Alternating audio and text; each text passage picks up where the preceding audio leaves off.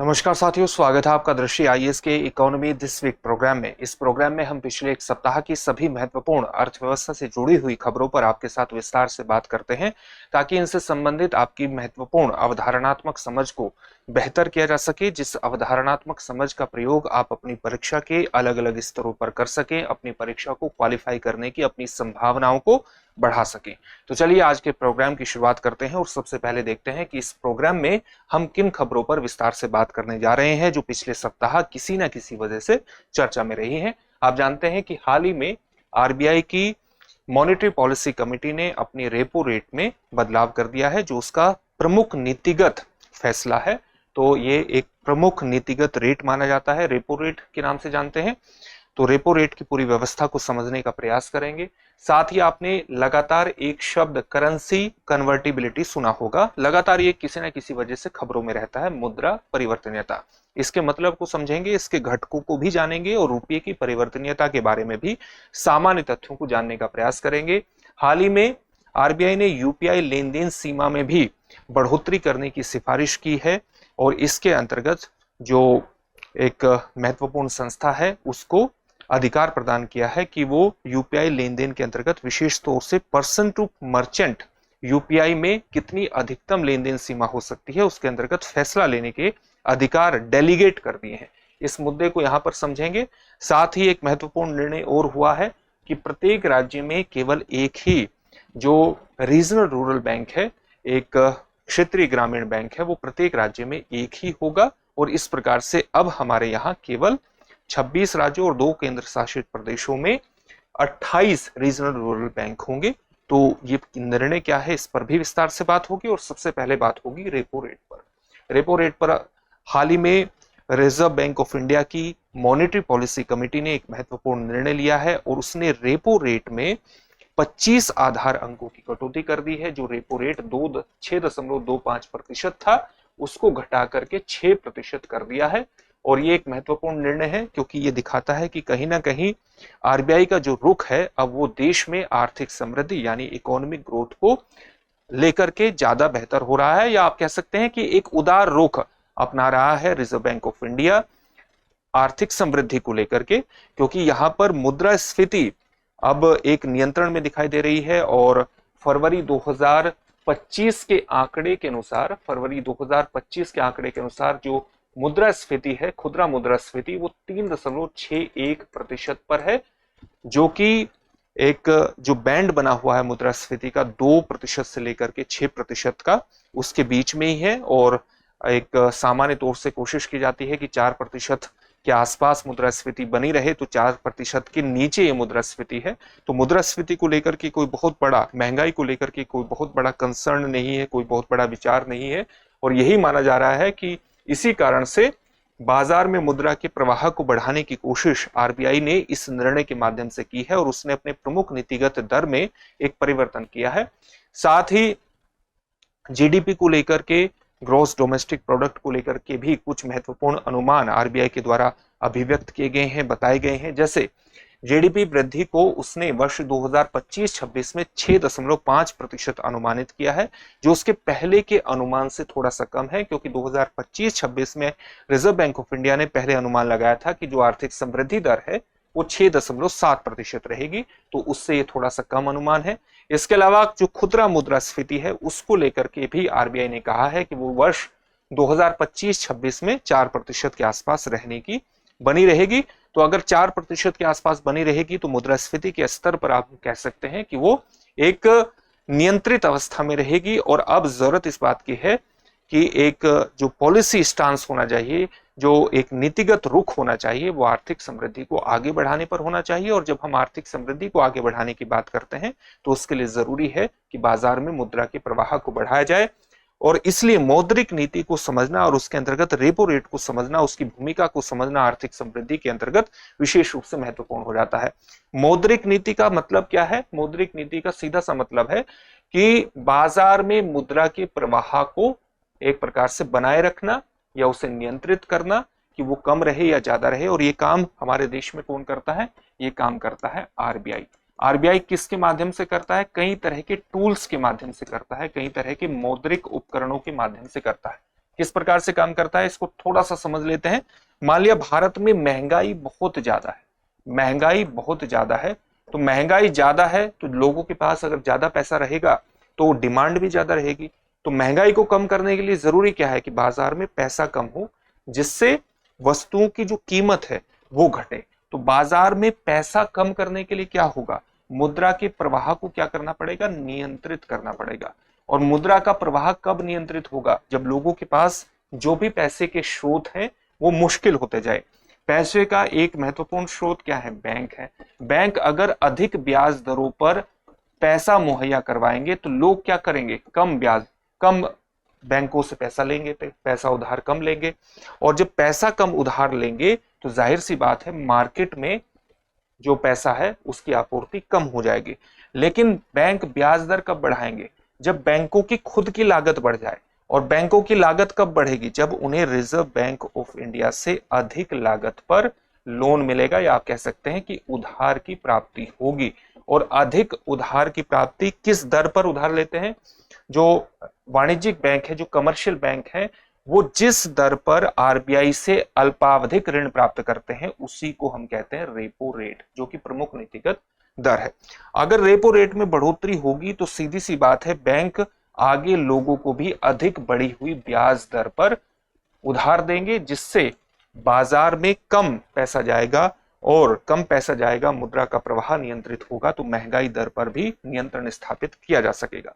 इसी तरह से जब आर्थिक समृद्धि को बढ़ाना हो, आर्थिक विकास को बढ़ाना हो, तो रेपो रेट में क्या कर दी जाती है, कटौती कर दी जाती है। कटौती करने से क्या होगा, बैंकों की जो लागत है पैसे की वो क्या हो जाएगी, कम हो जाएगी, जिससे ये अधिक उधार देने में सक्षम भी होंगे, इनके पास पैसा भी ज्यादा होगा, और ये आगे लोगों को कम ब्याज दरों पर पैसे दे सकेंगे, जिससे बाजार में मुद्रा की जो आपूर्ति है वो बढ़ जाएगी और मुद्रा का प्रवाह बढ़ेगा। तो आर्थिक लोग ज्यादा से ज्यादा स्टार्टअप कर पाएंगे, लोग ज्यादा से ज्यादा उपभोग खर्च कर पाएंगे, अलग अलग कार्यों में निवेश भी कर पाएंगे। उस निवेश से आर्थिक गतिविधियों का विस्तार होगा, उत्पादकता बढ़ेगी, रोजगार बढ़ेगा, और अंततः हमें आर्थिक समृद्धि की स्थिति, इकोनॉमिक ग्रोथ की स्थिति देखने को मिलेगी। आरबीआई ये जो रेपो रेट है वर्ष 2016 से इसका निर्धारण कौन करता है, आरबीआई की मॉनेटरी पॉलिसी कमेटी करती है, जिसमें 6 सदस्य होते हैं, और इसकी अध्यक्षता आरबीआई कौन करते हैं, आरबीआई गवर्नर करते हैं। इसके अलावा मौद्रिक नीति के लिए जिम्मेदार जो डिप्टी गवर्नर होते हैं वो मॉनेटरी पॉलिसी कमेटी में शामिल होते हैं। इसके अलावा सेंट्रल बोर्ड के द्वारा नामित एक बैंक अधिकारी भी इस मॉनेटरी पॉलिसी कमेटी में शामिल होते हैं, और 3 सदस्य केंद्र सरकार द्वारा नामित किए जाते हैं, और इस प्रकार से एमपीसी का गठन होता है जो कि रेपो रेट पर निर्णय लेता है। इसके अलावा आरबीआई के पास अलग टूल्स भी हैं बाजार में मुद्रा के प्रवाह को बनाए रखने, या उसको कम करने, या उसको अधिक करने के। और वो टूल्स क्या हैं, उन टूल्स को हम जानते हैं नकद आरक्षित अनुपात यानी कैश रिजर्व रेशो के नाम से, स्टैट्यूटरी लिक्विडिटी रेशो यानी तरलता, वैधानिक तरलता अनुपात के नाम से। इसी तरह से रेपो रेट के बारे में हमने जान लिया, एक है बैंक रेट और एक है open market operation. Repo rate और बैंक रेट में क्या अंतर है, इसमें केवल यही अंतर है कि रेपो रेट जहां वाणिज्यिक बैंक रिजर्व बैंक से अल्पावधिक ऋण जिस ब्याज दर पर लेते हैं उसे हम रेपो रेट के नाम से जानते हैं, और जब वाणिज्यिक बैंक रिजर्व बैंक से दीर्घावधिक ऋण जिस रेट पर प्राप्त करते हैं, जिस दर पर प्राप्त करते हैं, उसको हम बैंक रेट के नाम से जानते हैं। इसके अलावा अलग अलग बैंकों को अपनी जमा का एक निश्चित अनुपात अपने लिए नकद के रूप में बनाए रखना पड़ता है, इसलिए इसको हम नकद आरक्षित अनुपात कहते हैं। इसी प्रकार से बैंकों को अपनी जमा का एक निश्चित अनुपात तरलता के रूप में बनाए रखना होता है, इसलिए हम इसको स्टैट्यूटरी लिक्विडिटी रेशियो कहते हैं, वैधानिक तरलता अनुपात कहते हैं। ओपन मार्केट ऑपरेशन के माध्यम से रिजर्व बैंक ऑफ इंडिया खुले बाजार में सरकारी प्रतिभूतियों का विक्रय और क्रय करता है, और इसके माध्यम से बाजार में मुद्रा के प्रवाह को नियंत्रित करता है। ये सारे टूल्स हैं, और इसके माध्यम से बाजार में मुद्रा के प्रवाह को बनाए रखा जा सकता है, अधिक किया जा सकता है, कम किया जा सकता है, और इससे महंगाई पर नियंत्रण स्थापित होता है, और साथ ही समय पर आर्थिक समृद्धि को भी रिजर्व बैंक ऑफ इंडिया के द्वारा बढ़ाया जा सकता है। तो ये मौद्रिक नीति को हमने यहाँ पर समझ लिया। एक थोड़ा सा चार्ट के माध्यम से समझ लेते हैं रेपो दर और बैंक दर के बारे में। जैसे रेपो दर किस प्रकार का ऋण है, अल्पावधिक ऋण है, और बैंक दर क्या है, दीर्घावधिक ऋण है। रेपो दर का उद्देश्य अल्पकालिक तरलता को बनाए रखना है और मुद्रास्फीति का प्रबंधन करने के लिए इसका महत्वपूर्ण रूप से इस्तेमाल होता है। रेपो दर का बैंक दर जो है, बैंकों द्वारा दीर्घकालिक उधार के लिए बैंक दर, जो वाणिज्यिक बैंक है, अगर रिजर्व बैंक ऑफ इंडिया से उधार ले रहे हैं तो बैंक दर पर ही वो दीर्घावधिक उधार लेते हैं, जबकि रेपो रेट अल्पकालिक अल्पावधिक उधार के लिए होता है। अगर हम इसके रेपो दर के प्रभाव को देखें तो ये अल्पकालिक ऋण दरों को प्रभावित करता है, जैसे गृह ऋण को ये प्रभावित करता है, कार पर लोन लेते हैं उसको भी प्रभावित करता है, और बैंक दर की बात करें तो दीर्घकालिक उधार दरों को ये प्रभावित करता है।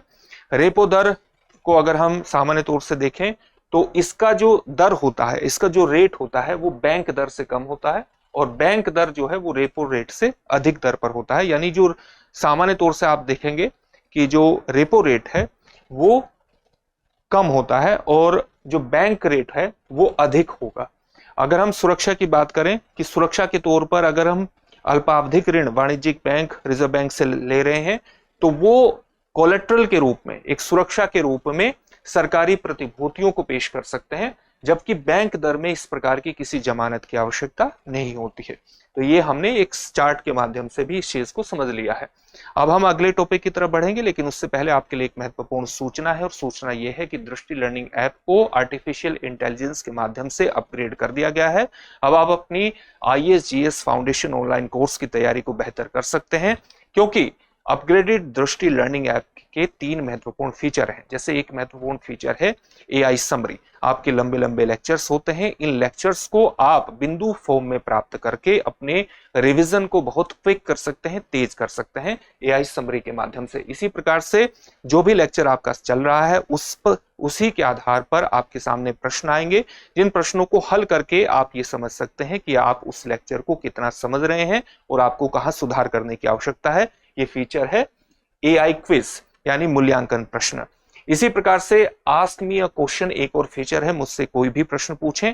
लेक्चर चल रहा है, आपको कोई चीज ठीक से समझ में नहीं आ रही है, आपका कोई संशय है, तो आप तुरंत प्रश्न पूछ सकते हैं। ये एक रियल टाइम प्रश्नोत्तर सुविधा है, ताकि आप त्वरित गति से अपने संशयों का निवारण कर सकें और अपनी गुणवत्ता को, पढ़ाई की गुणवत्ता को बढ़ा सके, सफलता की दिशा में आगे बढ़ सके। इसके लिए जरूरी है कि आप अपग्रेडेड दृष्टि लर्निंग ऐप को तुरंत डाउनलोड कीजिए और सफलता की दिशा में आगे बढ़ जाइए। अब अगली खबर की तरफ बढ़ते हैं। अगली खबर हमारी मुद्रा परिवर्तनीयता की है, यानी करेंसी कन्वर्टिबिलिटी की है।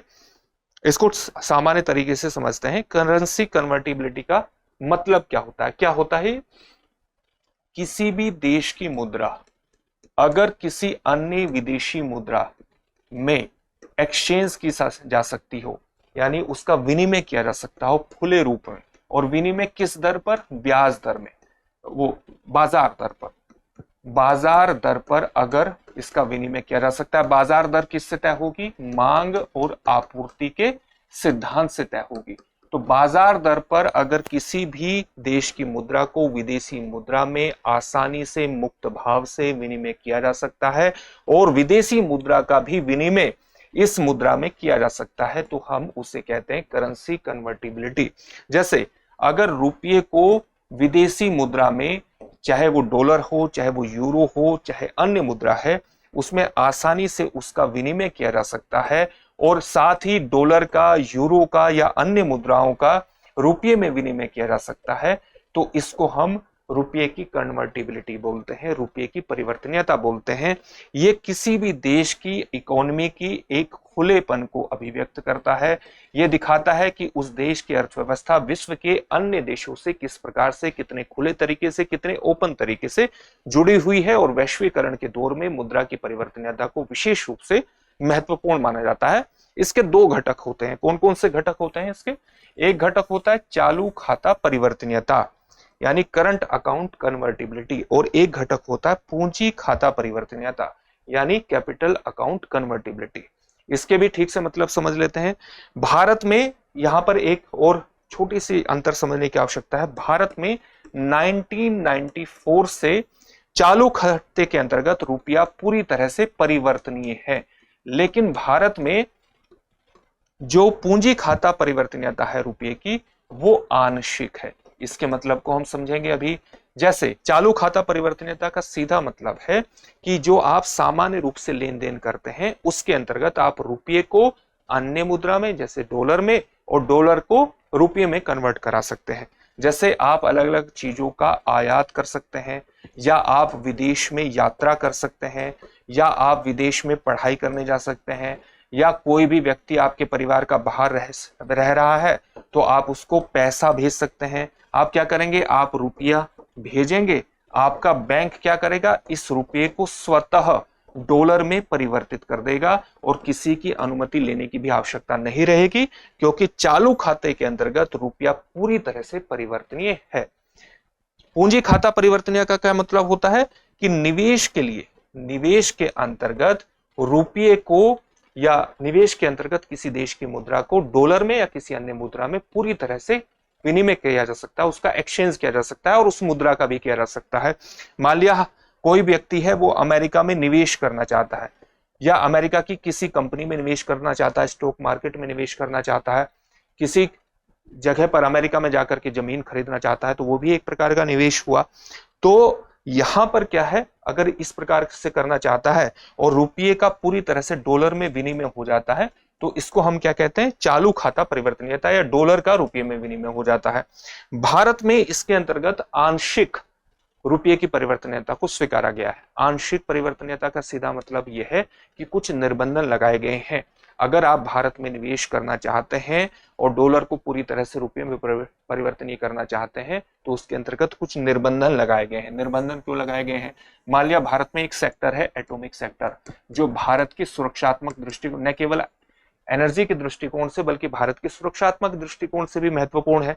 अगर कोई व्यक्ति को आप डॉलर 100% इसमें एफडीआई कर देंगे, विदेशी प्रत्यक्ष निवेश कर देंगे, तो यहां पर क्या है, यहां पर यह क्षेत्र जो कि सुरक्षात्मक दृष्टिकोण से भी महत्वपूर्ण है, ये प्रभावित होने की आशंका बढ़ जाएगी। इसमें निर्णयात्मक रूप से इसके प्रभावित होने की जो संभावना है वो बढ़ जाएगी और इसलिए पूंजी खाते के अंतर्गत, निवेश के अंतर्गत कुछ गाइडलाइंस निर्धारित की गई हैं, कुछ सीमाएं निर्धारित की गई हैं और रुपये को पूंजी खाते के अंतर्गत पूर्ण परिवर्तनीय नहीं बनाया गया है, राष्ट्रीय सुरक्षा के दृष्टिकोण से, हमारे आर्थिक हितों के दृष्टिकोण से। इसलिए पूंजी खाते के अंतर्गत भारत में जो रुपया है वो आंशिक परिवर्तनीय है, वो कुछ नियमों के अधीन है। इसी को हम कहते हैं चालू खाता परिवर्तनीयता। और भारत में इसकी स्थिति क्या है कि रुपया आंशिक परिवर्तनीय है चालू खाते के अंतर्गत। अगले टॉपिक की तरफ बढ़ते हैं। अगला टॉपिक हमारे यूपीआई लेन देन की सीमा से जुड़ा हुआ है। यूपीआई लेन देन की सीमा पर चर्चा करना विशेष रूप से महत्वपूर्ण है। क्यों है, अभी हम विस्तार से समझ लेते हैं। आप जानते हैं यूनिफाइड पेमेंट इंटरफेस के माध्यम से आप बाजार में जाते हैं, आप स्कैन करते हैं और किसी भी व्यापारी को कुछ भी खरीदते हैं उसको अपने मोबाइल डिवाइस के माध्यम से ही पेमेंट कर सकते हैं। या आपका कोई मित्र है, आपसे कोई पैसे मांगता है तो आप उसके मोबाइल नंबर के माध्यम से अपने मोबाइल डिवाइस से उसको मोबाइल के थ्रू ही अपने पैसे भेज सकते हैं। तो इस प्रकार से आपका यूपीआई के माध्यम से लेन देन होता है। यूपीआई लेन देन की एक ऊपरी सीमा भी तय की गई है और वर्तमान ऊपरी सीमा क्या है, 1 लाख रुपए प्रति लेन देन है। यानी प्रति लेन देन कितना रखा गया है, 1 लाख रुपए, जो व्यक्ति से व्यक्ति और व्यक्ति से व्यापारी दोनों भुगतान पर लागू होता है। लेकिन जब हम व्यक्ति से व्यापारी श्रेणी की बात करते हैं तो यहां पर कुछ अन्य क्षेत्रों में यहां पर कुछ बढ़ी हुई सीमाएं भी मौजूद है। जैसे कैपिटल मार्केट को लेकर या इंश्योरेंस को लेकर के या टैक्स कलेक्शन को लेकर के, या जो बाहर से कोई पैसा भिजवाता है, विदेशी आवक जो रेमिटेंस भिजवाते हैं, उनसे संबंधित लेन देन के लिए जो सीमा रखी गई है यूपीआई के अंतर्गत, वो बढ़ी हुई सीमा अधिकतम कितनी है, 2 लाख रुपए है। इसी प्रकार से आईपीओ, इनिशियल पब्लिक ऑफरिंग, खुदरा प्रत्यक्ष योजना, शिक्षा और स्वास्थ्य क्षेत्र के लिए जो यूपीआई लेन देन के अंतर्गत पर्सन टू मर्चेंट एक सीमा रखी गई है वो 5 लाख रुपए की रखी गई है। इस बढ़ी हुई मात्रा के बावजूद भी जब हम व्यक्ति से व्यापारी यानी पर्सन टू मर्चेंट लेन देन का हिसाब रखते हैं तो मूल्य के हिसाब से ये बहुत छोटा हिस्सा आता है। किस प्रकार से छोटा हिस्सा आता है, जहां तक हम पर्सन टू मर्चेंट की बात करते हैं, व्यक्ति से व्यापारी की बात करते हैं, तो मात्रा के हिसाब से जहां तक इसकी संख्या की बात है तो कुल यूपीआई लेन देन का ये 62.7% बैठता है। लेकिन अगर हम इसकी टोटल वैल्यू देखें, इसका मूल्य निकालें, ये टोटल लेन देन का 27.1% ही बैठता है। और इसलिए अगर हम यहां पर सीमा को बढ़ा देंगे, ये 2 लाख की सीमा या 5 लाख की सीमा को कर देंगे, तो ये जो इम्बैलेंस है कि मूल्य के हिसाब से केवल ये कवर कर रहा है पर्सन टू मर्चेंट, जो ट्रांजैक्शन हो रहा है, लेन देन हो रहा है, वो केवल 27.1% का हो रहा है। और जो संख्या है वो संख्या बहुत ज्यादा बड़ी है।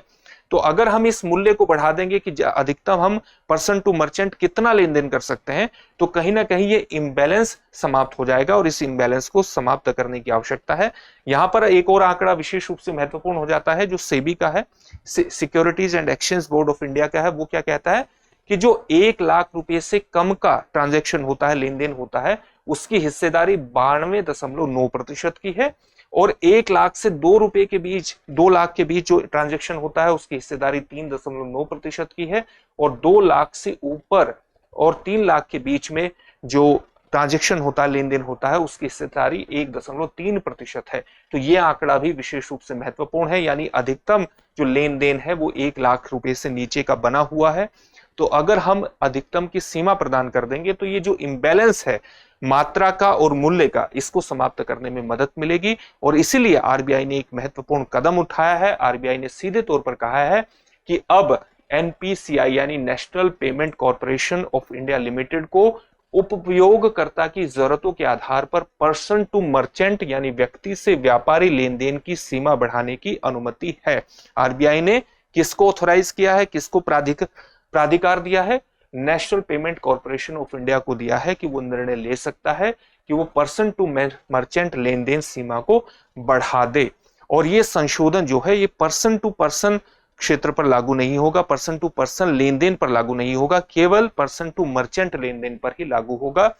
एनपीसीआई के अद्यतन ढांचे यानी अपडेटेड ढांचे के अंतर्गत बैंकों को व्यक्तिगत सीमाएं तय करने का विवेकाधिकार प्राप्त है। यानी एनपीसीआई ने अगर ये सीमा कहीं पर 1 लाख, सामान्य तौर से 1 लाख की अधिकतम सीमा है, एनपीसीआई ने इसको 5 लाख की अधिकतम सीमा कर दिया। उसके बावजूद भी जो अलग अलग बैंक हैं, चाहे वो एसबीआई है, चाहे आईसीआई है, चाहे अन्य कोई भी बैंक हो, पंजाब नेशनल बैंक हो, वो तय कर सकते हैं कि वो इस सीमा को मान रहे हैं, नहीं मान रहे हैं। पुरानी सीमा 1 लाख पर ही ट्रांजैक्शन को अधिकार प्रदान करते हैं। ये विवेकाधिकार किसको प्रदान किया गया है? बैंकों को प्रदान किया गया है। उद्देश्य क्या है? उद्देश्य वही है कि यूपीआई पर उच्च मूल्य के लेन देन को बढ़ाना, जिससे कुल लेन देन मूल्य में वृद्धि हो, भले ही मात्रा में वृद्धि आवश्यक न हो। यानी जो अंतर बना हुआ है संख्या के आधार पर और वैल्यू के आधार पर, उस अंतर को कम से कम किया जा सके, ये इसका एक महत्वपूर्ण उद्देश्य है इस निर्णय का। व्यापक निहितार्थ क्या है और इसका पूरा आप कह सकते हैं कि इसके किस प्रकार के परिणाम निकल सकते हैं?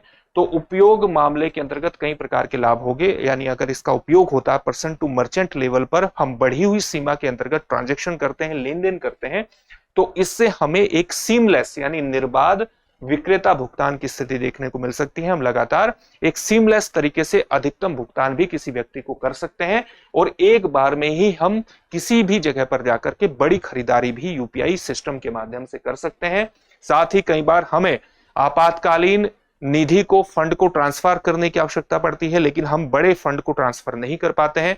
तो यहां पर अब एक ऐसी स्थिति का निर्माण हो गया है जहां पर national payment corporation of India limited एक निर्णय ले सकता है और हम आपातकालीन स्थितियों में एक बड़ी मात्रा में एक धनराशि जो है वो ट्रांसफर कर सकते हैं यूपीआई के माध्यम से। सीमा पार यूपीआई अपनाने का भी ये समर्थन करता है। सीमा पार यूपीआई का मतलब क्या है कि वर्तमान में जो यूपीआई है उसका इस्तेमाल नेपाल में भी होता है, सिंगापुर में होता है, मॉरिशस में होता है, फ्रांस, भूटान, श्रीलंका, संयुक्त अरब अमीरात में भी स्वीकार किया गया है। तो वहां पर भी बढ़ी हुई धनराशि यूपीआई पेमेंट के माध्यम से भेजी जा सकती है। यह भी एक महत्वपूर्ण रूप से लाभ इसका होगा। सेबी ने पहले बेहतर बाजार भागीदारी के लिए पूंजी बाजार में सीमा बढ़ा करके 5 लाख रुपए प्रतिदिन का करने का सुझाव दिया था। यानी इससे सेबी जो है securities and exchange board of India पहले ही 5 लाख रुपए की सीमा का सुझाव दे चुकी है पूंजी बाजार के, कैपिटल मार्केट के अंतर्गत। तो ये पूरी खबर है, इसके महत्व को हमने समझ लिया। एक और खबर विशेष रूप से चर्चा में रही है, एक राज्य एक क्षेत्रीय ग्रामीण बैंक। इसको भी विस्तार से समझने की कोशिश करते हैं। वित्त मंत्रालय के अंतर्गत जो हमारा डिपार्टमेंट ऑफ फाइनेंशियल सर्विसेज है, वित्तीय सेवा विभाग है, उसने हाल ही में 26 आरआरबी यानी 26 क्षेत्रीय ग्रामीण बैंकों के एकीकरण को अधिसूचित किया है। ये कदम जो है एक राज्य एक आरआरबी क्षेत्रीय ग्रामीण बैंक सिद्धांत पर आधारित है।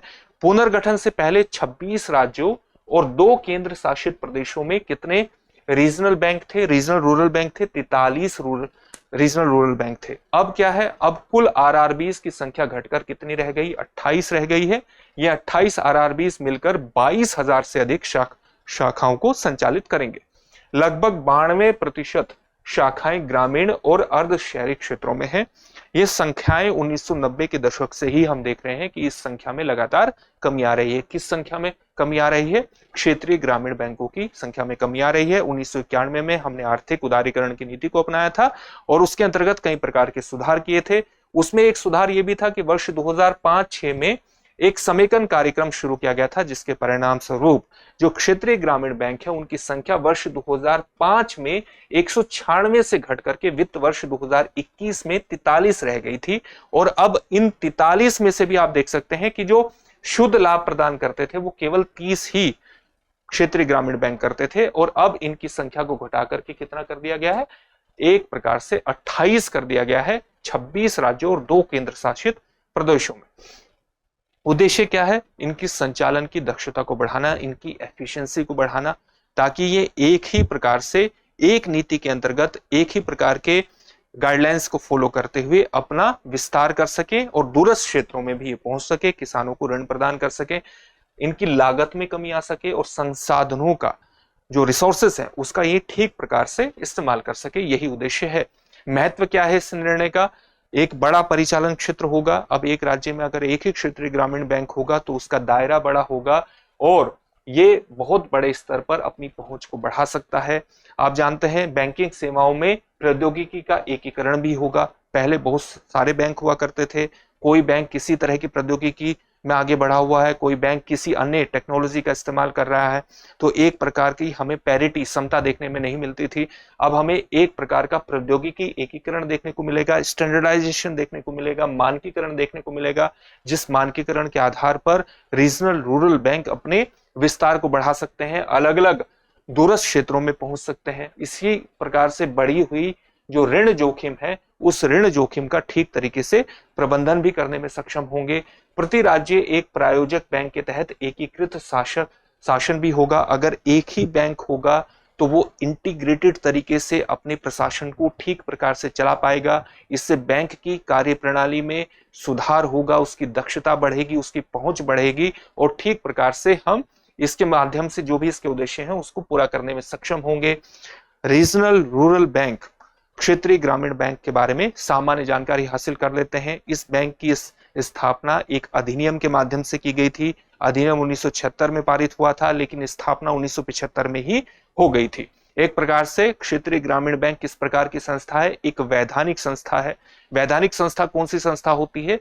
ऐसी संस्था जिसका निर्माण कानून बना करके किया गया हो। तो इसका निर्माण हुआ है क्षेत्रीय ग्रामीण बैंक अधिनियम 1976 के माध्यम से। 1975 में पहला ग्रामीण बैंक स्थापित हो गया था। किस समिति की सिफारिश के आधार पर इसको स्थापित किया गया था? नरसिम्हन समिति की रिपोर्ट 1975 के आधार पर इसको स्थापित किया गया था। उद्देश्य क्या है? ग्रामीण ऋण अंतरजाल को पाटना और ग्रामीण भारत में संस्थागत ऋण को मजबूत करना।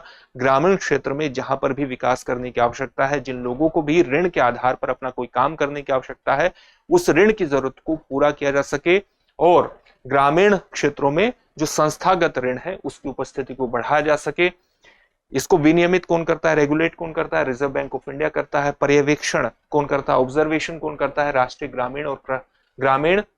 कृषि और ग्रामीण विकास बैंक यानी नाबार्ड करता है। अगर हम इसके स्वामित्व की बात करें, ओनरशिप की बात करें रीजनल रूरल बैंक में, तो इसमें भारत सरकार का स्वामित्व कितना है? ओनरशिप कितनी है? 50%। राज्य सरकारों का 15%। और जो प्रायोजक बैंक है उसकी कितनी होगी? प्रायोजक बैंक कोई भी हो सकता है, एसबीआई हो सकता है, पंजाब नेशनल बैंक हो सकता है, अन्य बैंक हो सकता है। उसकी हिस्सेदारी कितनी होगी? ओनरशिप 35% होगी। महत्व क्या है क्षेत्रीय ग्रामीण बैंकों का? ग्रामीण विकास के लिए, चाहे वो कृषि क्षेत्र हो, व्यापारिक क्षेत्र हो या सेवा हो, उसके लिए ग्रामीण क्षेत्रों में ऋण पहुंच को ये बढ़ावा देता है, वित्तीय समावेशन को बढ़ावा देता है, छोटे और सीमांत किसानों के साथ साथ कारीगरों, मजदूरों और छोटे उद्यमियों को बैंकिंग सेवाएं प्रदान करने में इसकी एक महत्वपूर्ण और विशिष्ट भूमिका है। कृषि और MSME यानी माइक्रो, स्मॉल और मीडियम एंटरप्राइजेस जैसे प्राथमिकता वाले क्षेत्रों पर यह ध्यान केंद्रित करने का प्रयास करता है और ग्रामीण भारत में सहकारी ऋण संरचना के एक पूरक के रूप में भी काम करता है। जहां पर सहकारी जो कोऑपरेटिव बैंक व्यवस्था है वो काम नहीं करती है, वहां पर एक सप्लीमेंट्री के रूप में अधिक जरूरतों को ग्रामीण क्षेत्र में अगर कोई जरूरत कोऑपरेटिव बैंक के माध्यम से पूरी नहीं हो पा रही है तो इस बैंक के माध्यम से, रीजनल रूरल बैंक के माध्यम से उसको पूरा करने की कोशिश की जाती है और संस्थागत ऋण प्रदान करके एक विकास की पृष्ठभूमि का निर्माण किया जाता है ताकि पैसा किसी के काम को आगे बढ़ने में एक बाधा न बन सके। यही इसके महत्वपूर्ण उद्देश्य है, यही इसका महत्व है। अब इन सभी टॉपिक से संबंधित एक एक प्रश्न होगा जिसका उत्तर आपको कमेंट बॉक्स में कमेंट करके देना होगा। पहला प्रश्न है, भारतीय अर्थव्यवस्था के संदर्भ में निम्नलिखित पर विचार कीजिए। पहला आपको दिया है बैंक दर, खुला बाजार परिचालन यानी ओपन मार्केट ऑपरेशन, सार्वजनिक ऋण या सार्वजनिक राजस्व। उपर्युक्त में से कौन सा या से मौद्रिक नीति का या के घटक है या है? आपके सामने ऑप्शन है, ऑप्शन ए केवल 1, ऑप्शन बी केवल 2, 3, 4, ऑप्शन सी केवल 1 और 2, ऑप्शन डी केवल 1, 3 और 4।